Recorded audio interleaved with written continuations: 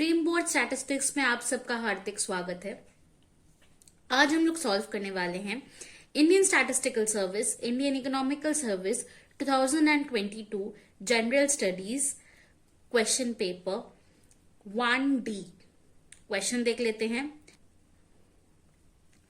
Evaluate the role of Indian National Army INA in the freedom struggle of India.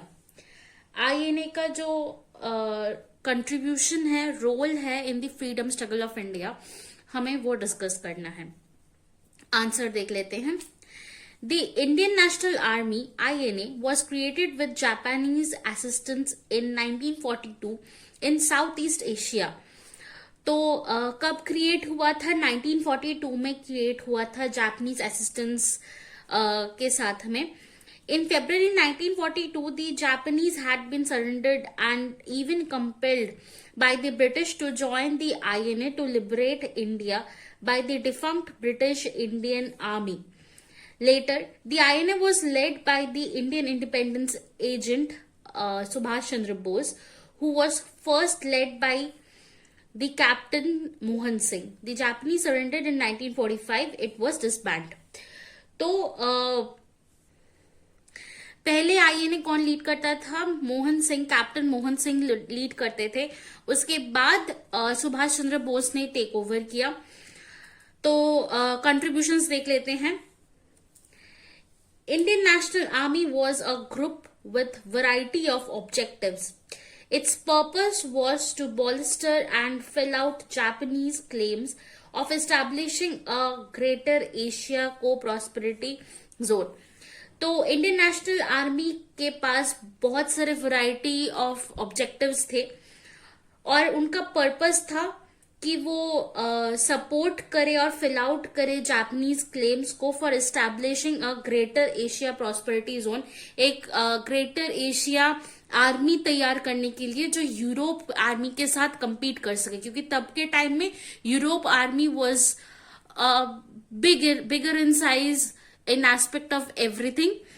तो उनके साथ compete करने के लिए इंडियन नेशनल आर्मी का ये ऑब्जेक्टिव था कि वो जापानीज के साथ बैठ के उनको सपोर्ट करके एक आर्मी तैयार करे, ग्रेटर एशिया को prosperity zone. Next point, the INA was also formed to promote the development of armed Indian nationalism। अब गांधी जी के ऑब्जेक्टिव था कि अहिंसा, पर इंडियन नेशनल आर्मी का ऑब्जेक्टिव था कि हिंसा के द्वारा हम इंडियन नेशनलिज्म, इंडिया को एक फ्री इंडिया बनाएंगे, इंडिपेंडेंस देंगे। Next point,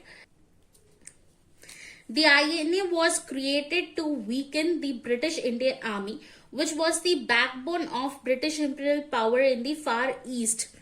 British imperial power चलता था फार ईस्ट से हमारे इंडिया पे।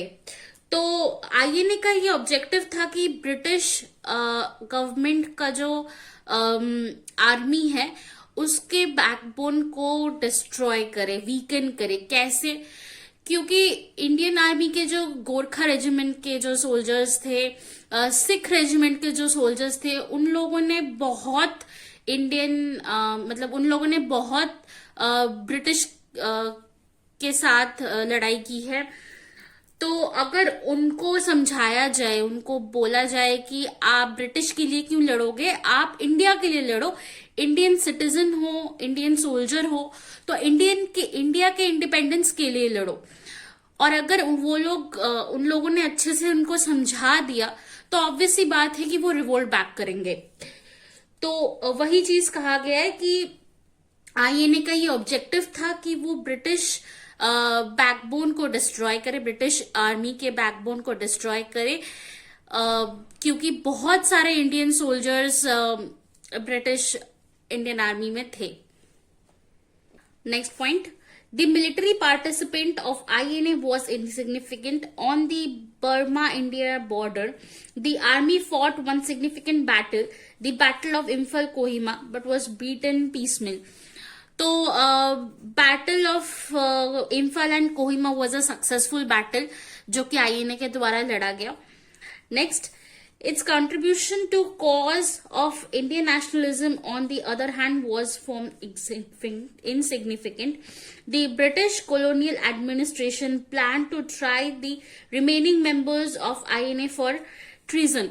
अब ब्रिटिश कॉलोनियल के जो एडमिनिस्ट्रेशन थे वो प्लान कर रहे थे कि आईएनए के मेंबर्स हमारे ब्रिटिश आर्मी कि जो इंडियन सोल्जर्स हैं उनसे बातचीत ना कर पाए, उनसे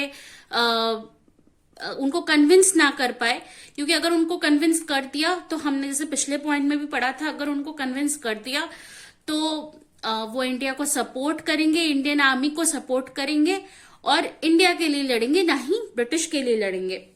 next point. The fact that the trials would be held at Red Fort sparked a fresh wave of nationalism in the country, as the Indian populace regarded the members as patriots fighting for freedom. अब Indian soldiers का court martial जो होता था वो red Fort में होता था. Indian soldiers को रेड फोर्ट में रखा जाता था. अब पहले की बात, अगर मुगल्स के टाइम की बात करें तो बादशाह रेड फोर्ट में रहते थे. तो ब्रिटिश ने क्या किया, ब्रिटिश ने सोल्जर्स को रेड फोर्ट में रहने की जगह दी. क्यों? क्योंकि तब मुगल्स का एक दबदबा था. 300 साल मुगल्स ने इंडिया पे राज किया है, तो उनका इम्पोर्टेंस इतना नीचा दिखाने के लिए सोल्जर्स को वहां पे रखा गया. अब जैसे रेड फोर्ट में हवा महल है, तो हवा महल में सोल्जर्स को खाना बनाने का किचन एरिया था, और जितने भी जेम्स, ज्वेलरीज, जितने भी स्टोन्स थे, प्रेशियस स्टोन्स थे, वो सब तोड़ वोड़ के, देन मॉस्क तोड़ के, बहुत सारे स्ट्रक्चर्स तोड़ दिए वहां पे और सोल्जर्स को रखा गया. तो जो कोर्ट मार्शल होता था सोल्जर्स का, कोर्ट मार्शल यानी जैसे हम लोग जस्टिस के लिए कोर्ट जाते हैं, district court, supreme court, high court, है ना. तो सोल्जर्स नॉर्मल कोर्ट नहीं जाते, सोल्जर्स का कोर्ट मार्शल होता है, और तब के टाइम में कोर्ट मार्शल रेड फोर्ट में होता था.